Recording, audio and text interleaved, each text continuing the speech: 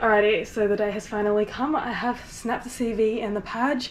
So today we're going to learn how to install a CV. Yet again, I've never done a CV install before, so we're learning together. This is what I have. I'll show you guys here. I picked it up from Supercheap. It was a special order. I'll leave it in the description of this video below for anyone who wants to know. Also, this is a bit of like a sneaky little thing.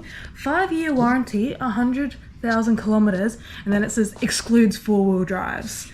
1 year and 20,000 kilometers. I don't know if that's focusing. I think that's a little bit sneaky right there. They have something out for us. But anyway, so I've done it on the driver's right hand side, and as you can see, I'm currently in the garage. Although the sun is out for the next probably few minutes. It has been raining all morning. So first things first is we're obviously going to remove that tyre so that we can start getting to work. But just make sure that your car's jacked up nice and steady. You obviously want to make sure that you've got a nice ground base. But we're pretty much just going to be removing the brakes first. So that's like including the brake and the brake rotors. So here you can see there's just 2 bolts that I've got to undo. They're fairly easy to get to, they're not very hard. I can't remember the size of the socket I was using, but I'll try to add them in the corner of the video each step that I do. Then you want to just remove this pin out from the brake line so you can pull it all out. It's fairly easy to do. And then just grab a little bit of wire and you can hang that off the side of your car there so it's out of the way. And then to remove your brake rotor, you're just going to need 2 bolts. Also, sorry, can't remember the size of them, but you've sort of just got to drill into them, and that's what helps push the rotor off. And then here, this did take a few minutes, it was a little bit hard, but you're just going to get a flathead and slowly pry it off all the way around. But yeah, that's fairly easy, pretty simple, should only take 5 or 10 minutes. After removing that little cap, you're going to see that there's a split pin in here. This one wasn't too hard to sort of do either. Yeah, you just want to get a nice pair of pliers with some good grip. Obviously you can see there it didn't pull out to a full straight line, but I was still able to pull it out. And so there is actually 2 split pins that you're going to need to remove. This one is obviously a little bit more rusty, but it wasn't too hard to take out, apart from on the other side of the split pin there wasn't much grip to grip onto to pull out. So that also did take a few minutes to sort of, I had to like hammer out that back side to be able to get a grip, but you'll see once I was able to get a grip that came out pretty easy. Just a bit of wriggling, some WD-40 probably would have helped as well. And then we're just going to remove that bolt. Fairly simple. That's definitely something that you want to have while you're taking your CV off, is you want to have a good impact driver, because it's obviously a lot quicker and a lot easier to just put the socket onto it. And then I forgot what these little guys are called, but they are super duper handy for when you can't get into places because it sits nice and flat. So if you have one of them around, they're pretty good. Supercheap have them pretty cheap. But yeah, you're just going to want that. Also going to need a mallet because we do a fair bit of hitting things out of place. Obviously don't hit it too hard, it's just to help nudge it out.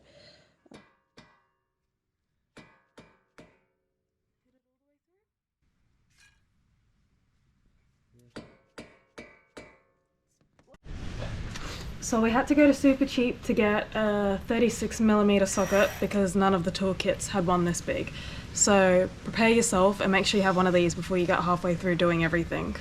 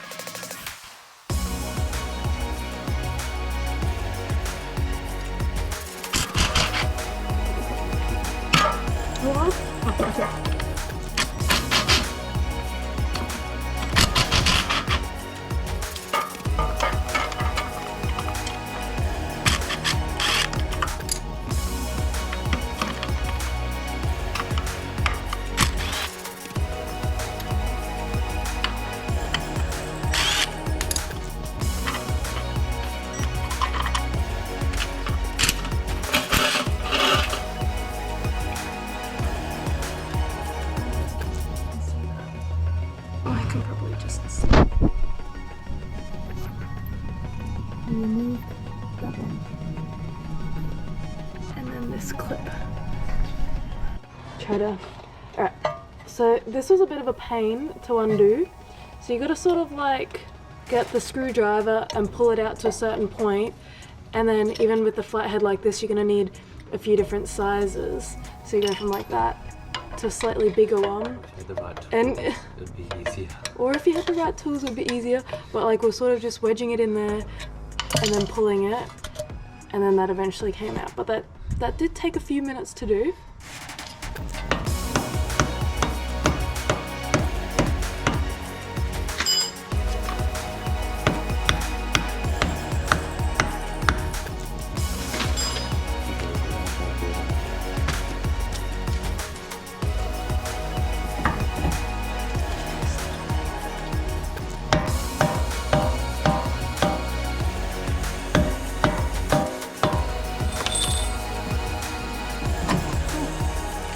Sounded like a good noise.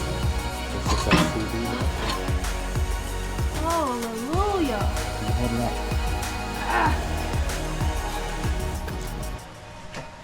Yay! All me, no help from anyone else. All me. After removing the wheel hub or the wheel bearing, whatever you want to call it, you can see I'm using the impact driver again with a whole heap of extenders on it. So you want to make sure that you have a couple of extenders because you need to be able to reach a fair way in there, and there's no way that you'd be able to do it comfortably with just a normal like socket or spanner. But anyway, so there's just 4 bolts you have to undo to take the CV off. There is a little spring washer with the bolts as well, so make sure you don't lose them and you take them off and pair them together. And yeah, you just undo a bolt, you twist the CV around, and then you can do another bolt. Yeah, the extenders definitely saved my life here, so recommend having a few of them.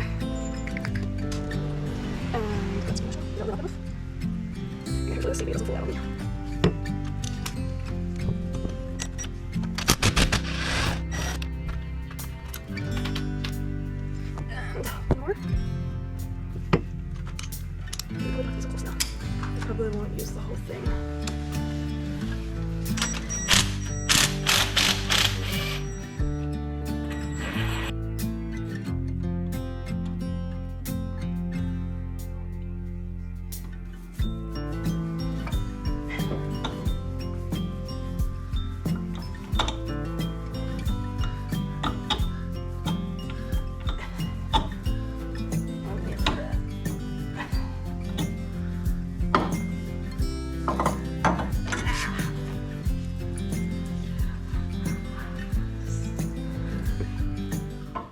And now onto the fun part, is we're finally installing that new CV, which yet again will be the cleanest part of my car up until my next 4-wheel driving trip. It always makes me feel so, I don't know, it makes my car feel so dirty when I look at all the new parts I put on it and look how crusty everything else is. So 10 out of 10 was so easy to put on, because normally when you buy things, sometimes they don't fit, and I was unsure if I bought the right CV, but it fitted perfect. So with the CV, you don't get new spring washers and bolts with them, so you have to use the old ones.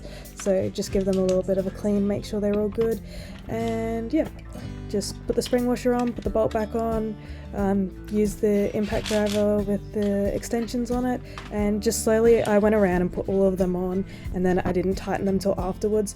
But as you can see, I did need to put a bit of a socket behind, I did put a spanner in behind them so that I was able to tighten them properly.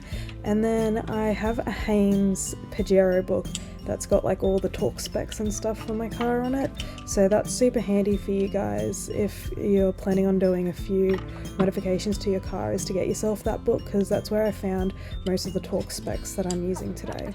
In the book it said to torque it from 50 to 70, so I ended up just meeting in the middle and doing 60.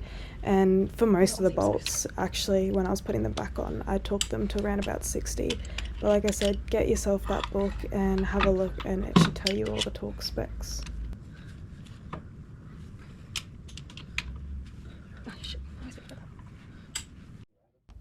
So if you've got a tub of grease laying around, I recommend whacking that onto the other side of the CV. I don't know how essential this part actually is. I'm just lucky that I had some grease at home. If I didn't have it, I probably wouldn't put it on, but I guess it just makes sliding that whole hub on a little bit easier. So this part itself wasn't too hard to do. You can see where my left hand is holding, it's like a little triangle shape. I don't know what it's actually called. That bit there was the most frustrating bit to line up, so that's where you've got 3 bolts that go in. So as you can see, it was easy enough to push in, and then you want to chuck that 38mm nut on just to stop that hub from falling off. But you'll see in a second I'll chuck a screwdriver in the hole there to try to line it up. This was probably the bit that frustrated me the most with the whole install, is I just couldn't manage to line those 3 holes up to put the bolts in. So I'm not gonna lie, this bit probably took the longest. It took about like 10 minutes to do, and this is the part where I felt like giving up the most. Some of you guys might find it really easy to line up, but yeah, just try chucking a screwdriver in there to line up the holes, and then obviously once you've got 2 of the bolts in, the third one's gonna fit fairly easy, and then it's super easy to put the nuts on and tighten them.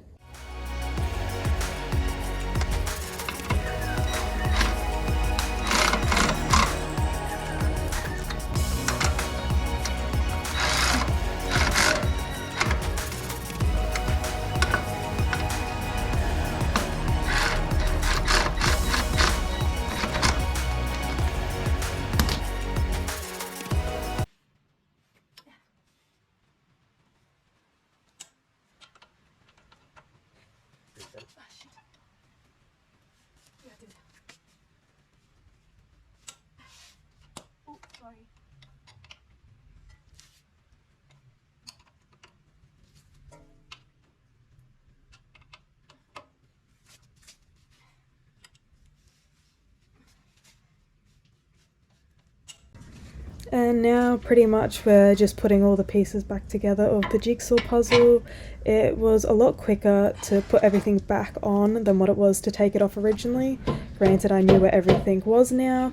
As you can see, you just need the mallet to tap it in a few times. And I don't know if I mentioned, I've got the jack underneath supporting this, like lifting it up, so you might have to change the height of the jack to be able to fit the parts in correctly. I think even here we ended up having to jack it up a little bit just to make putting these 3 bolts in a little bit easier. Yeah, so it's fairly simple.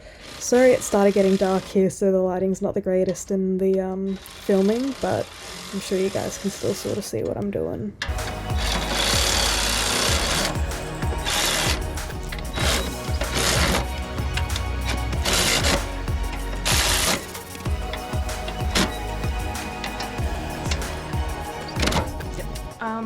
So another handy thing that I like about filming these videos is a lot of the time I forget things that I've done in the past. So right now I'm just trying to find what the torque specs are for these 3, and I can't remember them off the top of my head.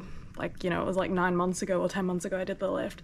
But I can scroll back to my old videos, which I found here. And then we put on those 3 bolts that we did on the very first step, and then I used a torque wrench to set them to 60.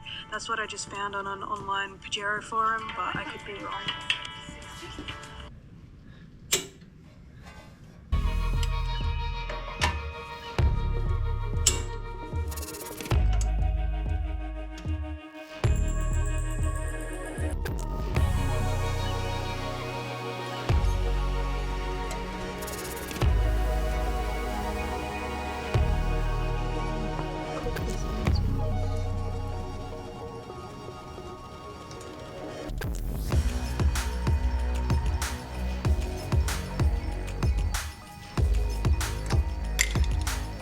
Sure this is lined up.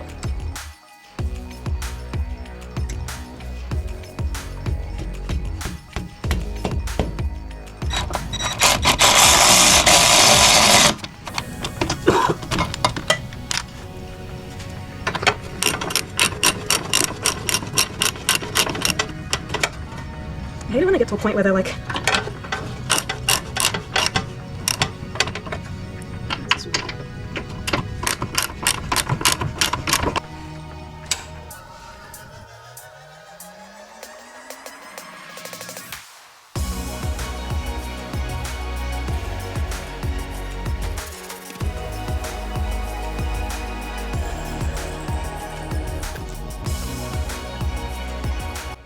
So in the Haynes book it says from the drive shaft to the hub nut, the torque spec is 210 to 230, so I think we ended up doing it to around about the 210 mark.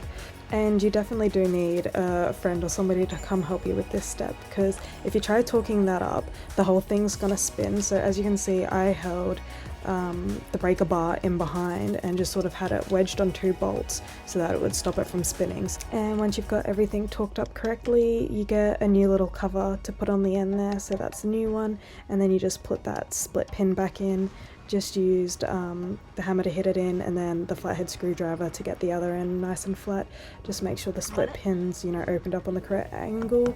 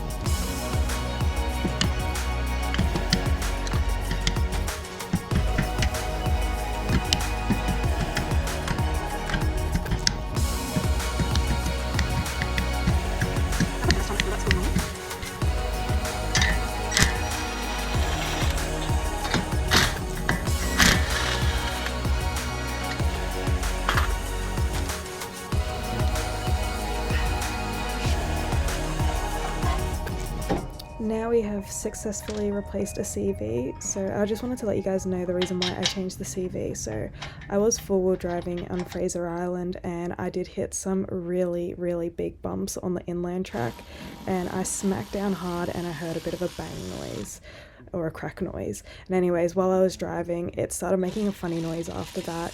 I ended up driving back home okay, and so it was making that little bit of a weird noise. So I did grab my CV and I gave it a good like pull and push, and there was a lot of movement in it, so that's why I decided to change the CV.